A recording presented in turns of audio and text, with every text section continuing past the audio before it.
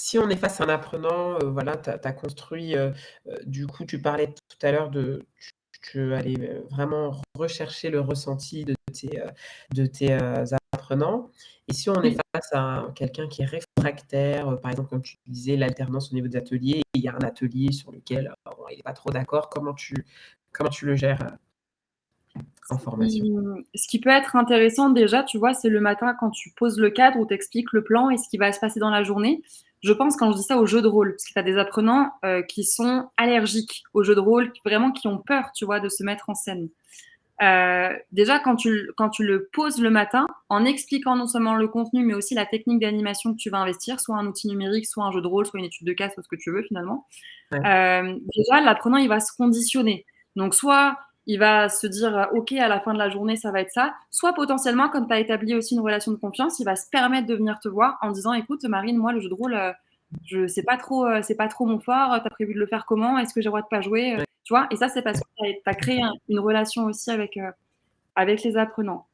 Et ce qui va se passer du coup, c'est que imaginons que moi je sois formatrice, l'apprenant me dit Marine, j'ai pas envie, et moi je dis mais si, si, il faut que tu y ailles, c'est pour ton bien, tu vas progresser. On pourrait se dire ça, tu vois.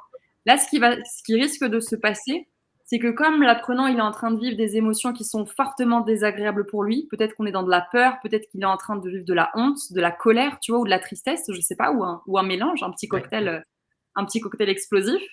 En fait, ce qui va se passer, et c'est les neurosciences qui nous expliquent ça aussi, c'est que, bah, il va être complètement fermé à l'apprentissage parce qu'il est en train de vivre des émotions qui sont pas agréables et je crois que la peur, si je dis pas de bêtises, c'est la pire. Quand tu as ouais, peur, tu peux pas apprendre quelque chose, en fait. ouais. C'est Mmh. l'instinct de survie qui revient, tu vois? Donc tu es pas enclin à apprendre. Ouais, Donc pour moi, proposer à un apprenant de faire quelque chose qu'il a pas envie, c'est pas une stratégie qui est viable. Par ouais, contre, moi, ce que je fais et ça m'est déjà arrivé, j'essaye de comprendre pourquoi. Tu vois, j'ai une apprenante il y a un peu moins d'un an, qui a pas voulu faire un atelier, que j'ai proposé à tout le groupe, c'était la seule. Et donc je suis partie la voir en aparté, je lui ai demandé: «Bah, qu'est-ce qui se passe? Enfin, pourquoi est-ce que tu veux pas le faire?» Et c'est quelqu'un que je connaissais, que j'avais formé déjà sur, une dizaine de jours, je crois, un peu étalé dans l'année, tu vois?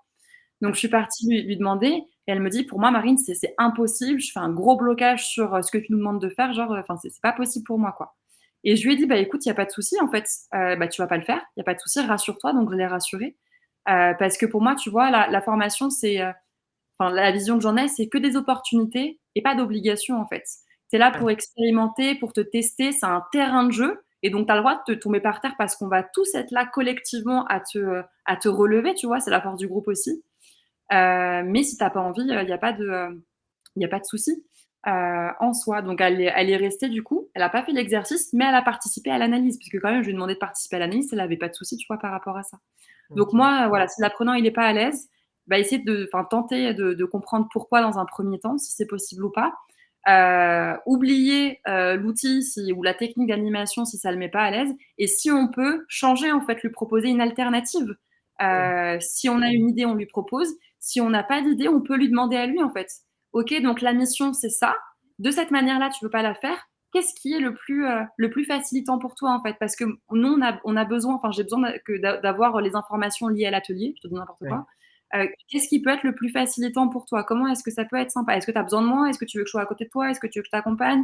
Voilà, peut-être trouver aussi, passer une sorte de contrat un peu avec lui et lui poser la question, en fait, directement, tu vois? Ça peut être ça. Ouais. Donc voilà, message clé, c'est on force pas, on essaye de comprendre et puis s'il y a rien qui marche, et bah, il le fait pas. Tu vois? Ça simplement. Moi, c'est ce que je fais, hein, dans ma pratique.